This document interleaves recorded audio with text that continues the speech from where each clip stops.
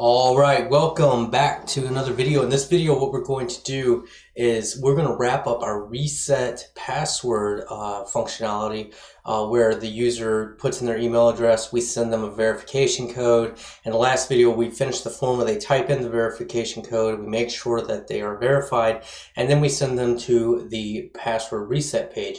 We're going to be building the password reset page in this video. So if you're just joining us, this is part of a larger series we're doing. It's a complete web development course to teach you, to take you all the way from a beginner to a job-ready developer is my goal.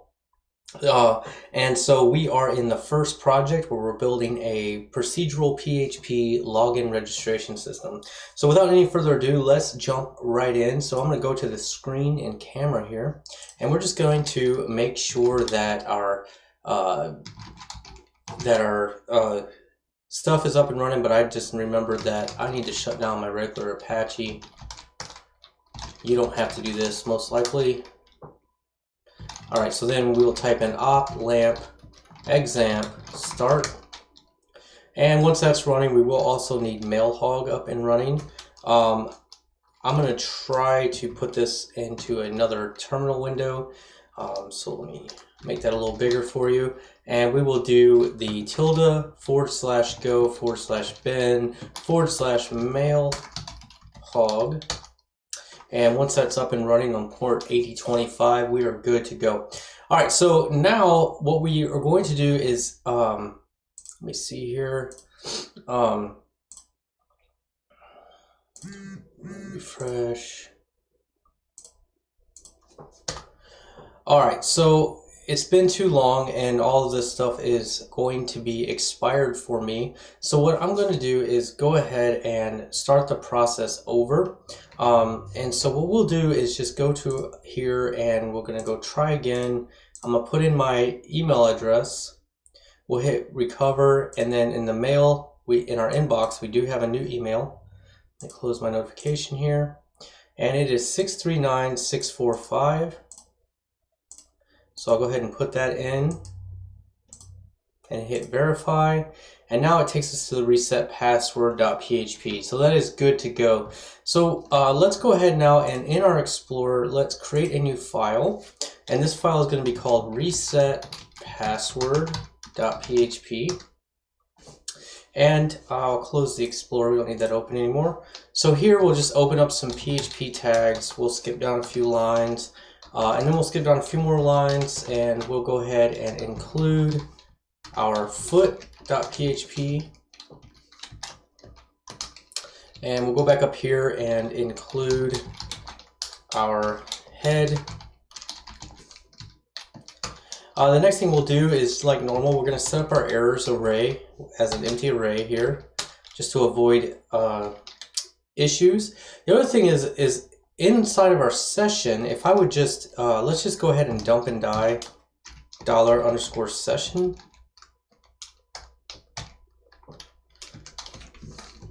And if we go back here and refresh now, we can see that we have this password reset user ID. So this is our user ID. And then we have this password reset code verified, and that is the code that we typed in that was correct. So we have both of these things stored in our session. And that it doesn't matter how many times we refresh the page, that session is still there. And so that's good to go. The next thing that we're going to do is notice that we have the row here with that same verify, and it has the user ID here. So let's go ahead now and set up a few variables to grab that information. So we can say that the user ID is going to be equal our isSetElse function. And we're going to look at the session super global, and we're looking for the password _reset_user_ID. And if that's not set, we're just going to set that to 0.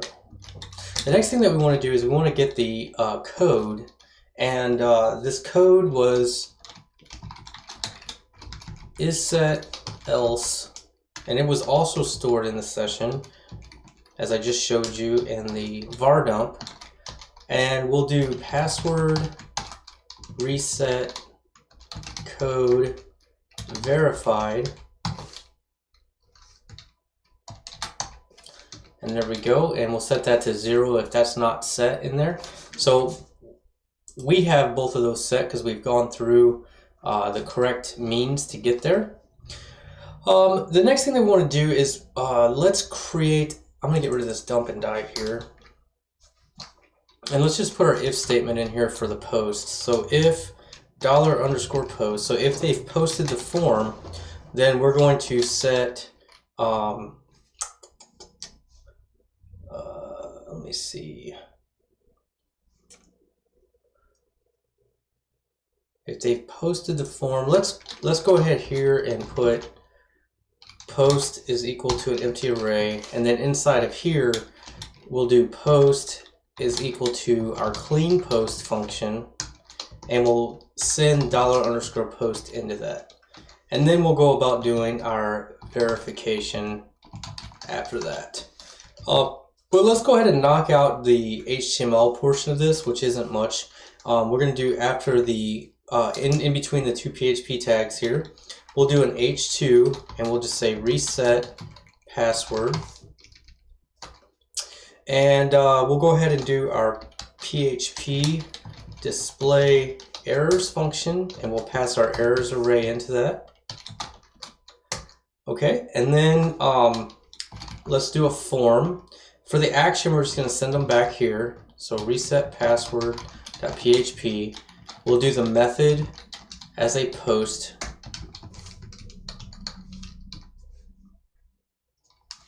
Okay, and then we'll start adding, we're going to need two field groups. So we'll do div.formGroup -group.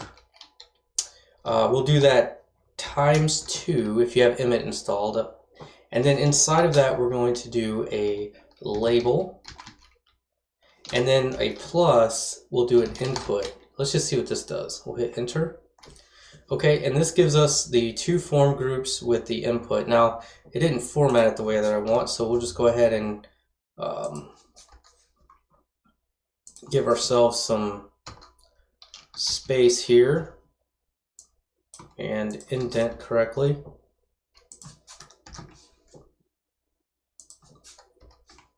Oops. All right. So I don't know if that saved any time, but I just wanted to show you that you could do that with Emmet. All right, the next thing we're going to do here is the first thing we're going to do is we want a label for password. And we'll set the ID as password on that. Now the type for this, we do want to set that to password so that people can't look over your shoulders and see what you're typing in. And then we're going to give it a name equal to password and an ID equal to password as well. All right, and then for the placeholder, password. I don't really want to set the value because they can't see what they typed anyway, so we'll just let them retype it. So that's that, and then we need to do the same thing for the confirmation. We want to have them type it twice. So confirm password, we'll call that confirm. The type on that will also be password. And we'll give it a name equal to confirm and an ID equal to confirm and a placeholder equal to confirm password. All right, once we've done that, we have our two inputs here, and we are going to add another one, and this will be our button wrapper. And we will do an A tag here, and we'll send them to login.php. We'll give it a class, we'll give it two classes, button and button secondary.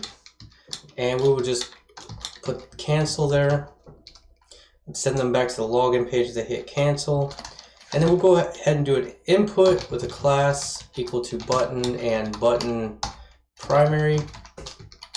And the type on this input is going to be submit. And the value will be the text on the button, and that will be reset password. Okay, that is it for all of our HTML for the form. So let's go ahead and go back here and refresh now. And so now we have this reset password, and confirm password. This should take us back to the login, and this will submit the form.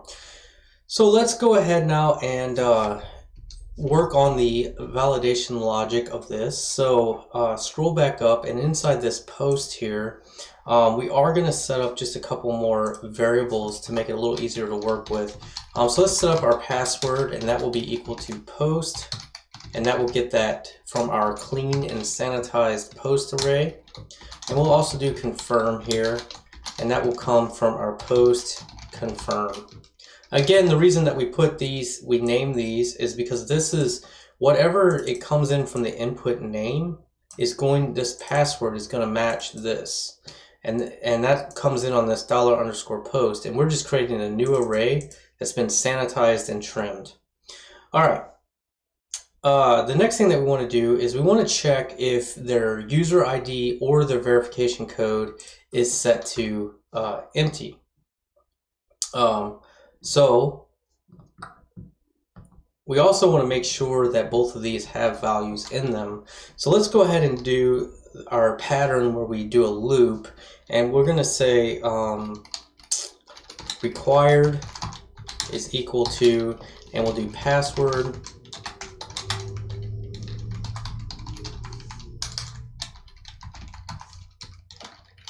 and confirm.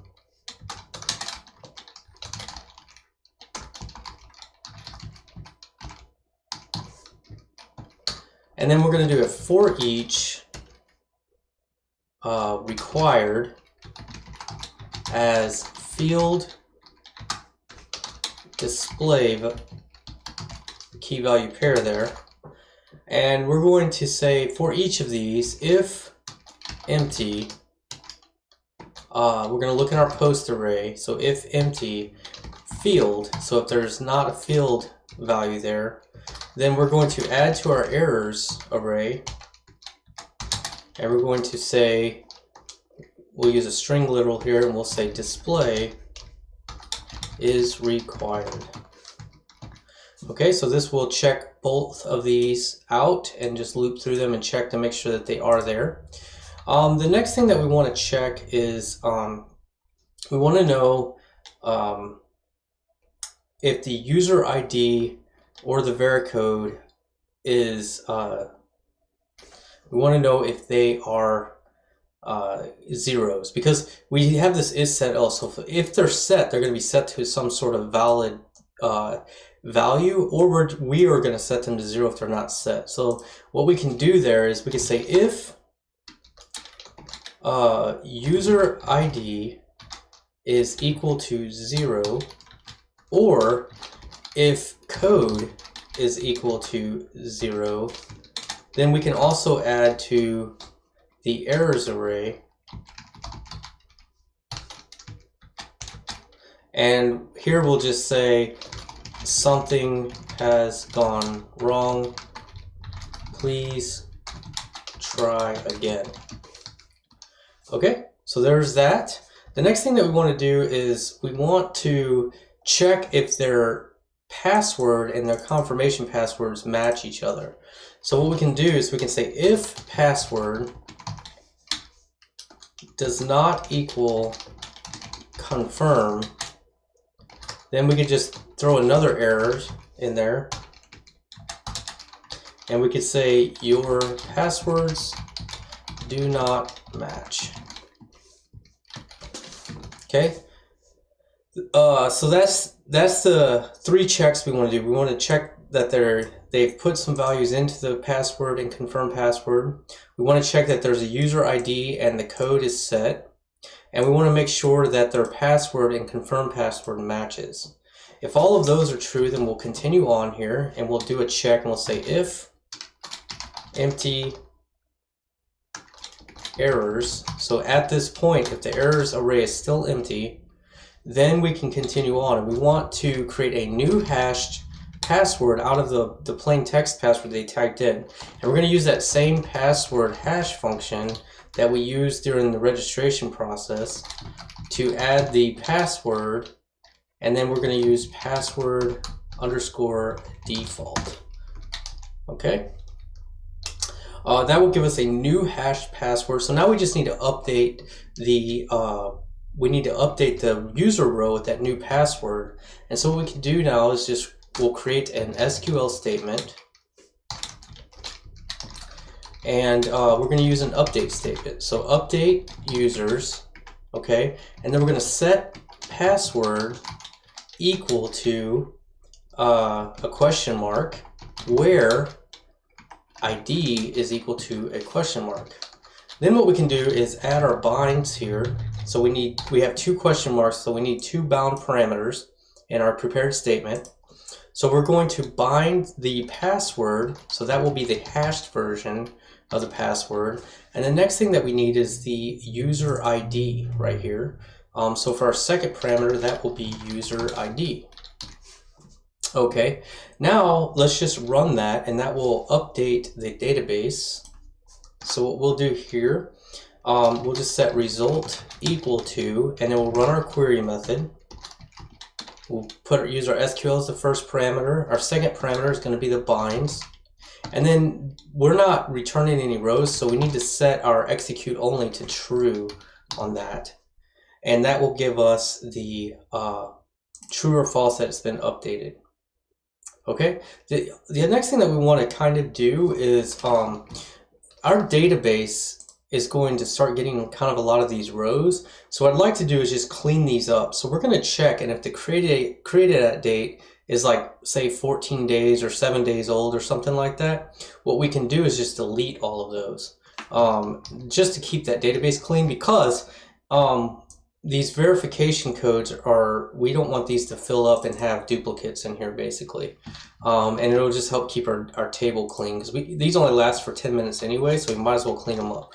So what we can do there is we'll just say if the result of the last query is successful, then the first thing we're going to do is unset our session variable. So remember, we had set in our $_session superglobal, we had set our session variables for our password reset user ID and our password reset code verified. So I'm going to go ahead and get rid of those. So we can say unset session, and then we can pass in the key here. Oops, got to be inside of the password underscore reset underscore user underscore ID.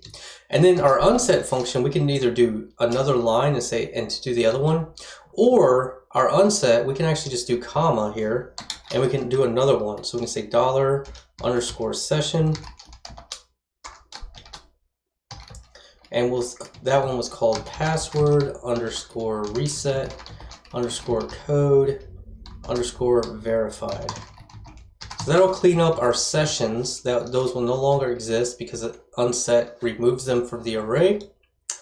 And then what we're going to do is we're going to set expired equal to today. We're going to do a date function, and again we'll use that MySql, so it's capital Y-M-D space capital H colon I colon S, and those are lowercase I and S. And then what we're going to do is we're going to do a string to time here,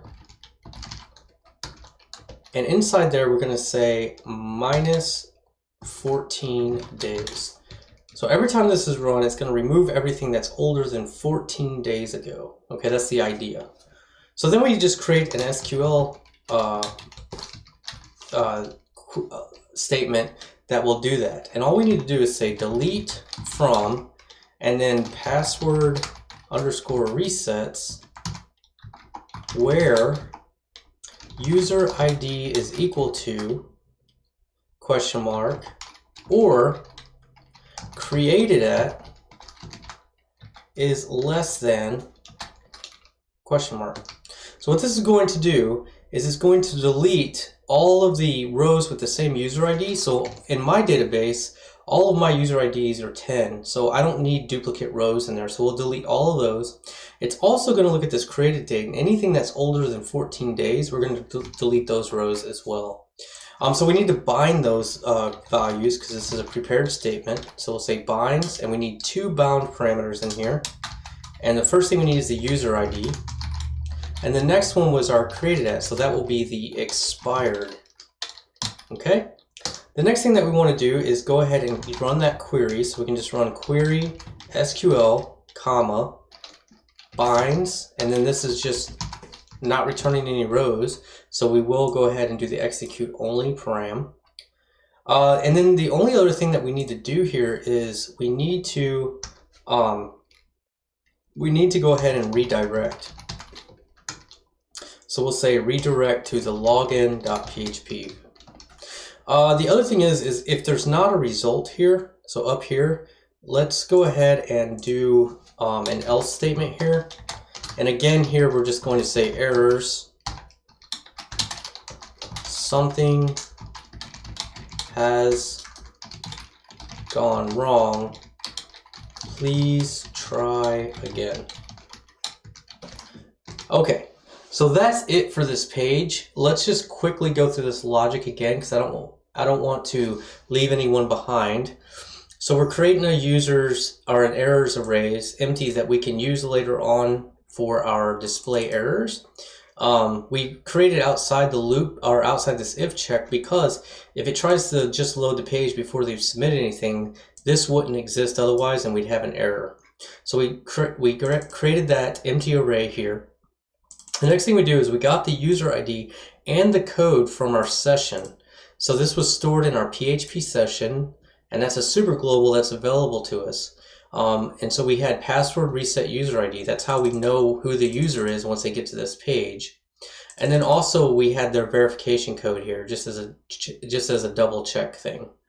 The next thing that we did was we said, hey, if they've posted, so if they've submitted the form, we clean any sort of variables that are any sort of fields that they filled out. We use our clean post function, which just runs a trim to remove empty space at the beginning and end, and it also runs it through HTML entities to make sure they're not trying to pass any HTML in there. That just kind of sanitizes some user input. The next thing we're going to do is just grab the password and the confirmation from this cleaned post thing and set them to their own variables, and that just helps us deal with it so we don't have to type all this out every time we want to use it. Then what we do is we loop through the two input fields and make sure that they've actually filled something out with this for each loop. If they haven't, then we just add to the errors array for whichever one is empty. We add password is required or confirm password is required. Next thing we check is we check that if their user ID or the code is equal to 0, i.e. they weren't set in the session, they would be 0. We just told them a very generic error message that something has gone wrong, try again. The next thing we check, we want to make sure that they typed in their password correct. And the way that we do that is just check that if their password doesn't match their confirmation, then we tell them that their passwords do not match. Now, if their passwords, if they're still empty errors, so it passes all of our validation here, then we will use the password hash function given to us by PHP. Using the password default settings, we will pass that plain text password in here and get a hashed version of that password. The next thing that we're going to do is we are going to create an SQL statement to update the users table with that new hashed password where the ID is equal to the ID. So we bind the hashed password and the ID, and then we run the query result. If that's successful, what we're doing is we're unsetting our session variables here for the password reset code and the user ID. And then we want to clean up our database table so we don't have a bunch of extra rows in it. So we just checked that if we created an SQL statement and we said, look, if it's the user ID that just reset their password, we don't need it anymore. Or if it's older than 14 days, we don't need it. So then we just add the binds and run the query, and then we redirect them to the login.php page. If this result if this failed for some reason to update their password, then we're just going to give them an error message that says something has gone wrong, please try again. And that's it. We have 66 lines of code. So let's go now and actually test out and make sure our logic works on our form. So let's go back here and let's just go restart the whole process here. So I'm gonna go here and then I'm gonna click reset password. I'm gonna put in my email address, and actually I'm gonna put an email address that doesn't exist because I want to do a little bit of checking here.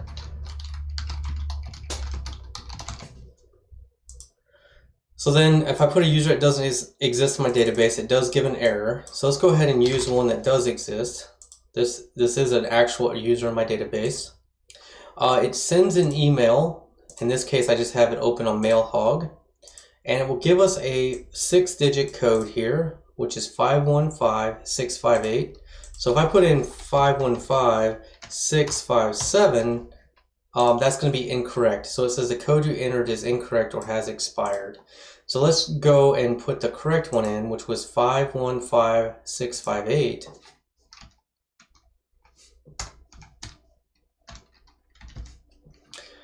This will then verify and set those session variables up for the reset ID and the code, and now it takes us to this reset password. If I just click reset here, it says that password is required and confirm password is required. If I go ahead and put in a new password here, and I put one in that doesn't match, it will tell us that our passwords do not match. So I'll try again, and we'll put in a new password. And let's just go to our database before I hit enter there and look at users. And we can see what our password is currently set to the hash. It's like MXX and ends with 3PD or 3P7D. So this should be different now if I reset here. And it did do the reset and sent us to the login page.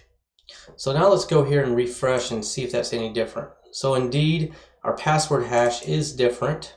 So now we should be able to try to log in with our credentials we just changed our password to. And if everything goes correct, undefined variable email in our login page. Let's go try to look at that and fix that. So that looks like a new bug. Login, and that was on line 17.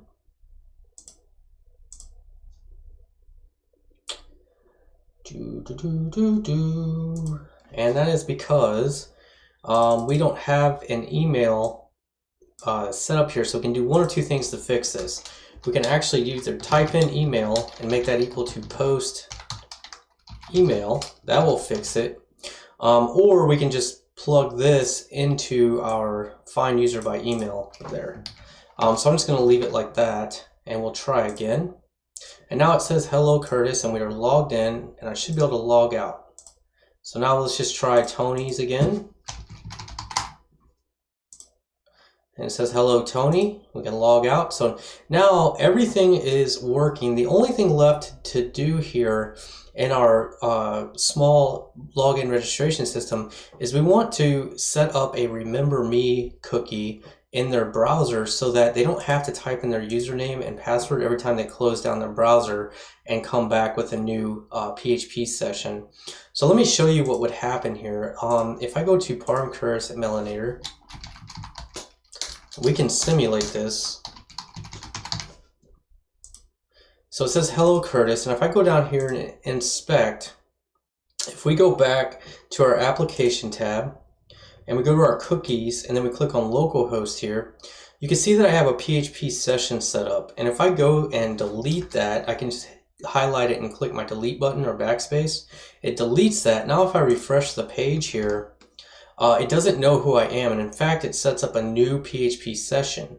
So the way that this works, the way that it knows who we are from page load to page load or refresh or stuff like that, is because it sets up a PHP session ID, gives us a unique value, and stores this as a cookie in our browser. And so from page to page we can log in. But this doesn't stay here. In fact, if I close down my browser and reopen it, this will be gone, or it could be gone. And if it's gone, it's not going to keep me logged in. I'd have to log in again.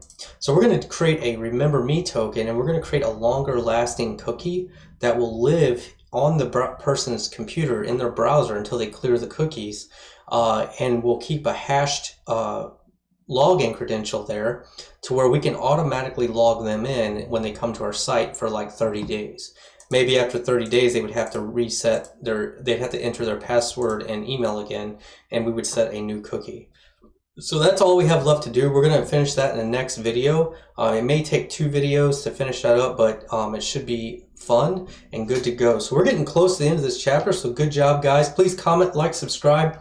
Let me know what you've learned, if you've had any big aha moments, and I will see you guys in the next video. I'm going to go ahead and hit Control-C to close down MailHog here, and I'm going to see if my the annoying thing has been happening. I'm very thankful for OBS. It's a free software that I use to record these videos with, but for some reason lately, every time I stop it, it just freezes and I have to reset my computer. Luckily, the video is still there, but it's starting to get real annoying. So I'm wondering if maybe somehow when this MailHog's running, it's using up all my RAM or something. I don't know. So I'm going to try it.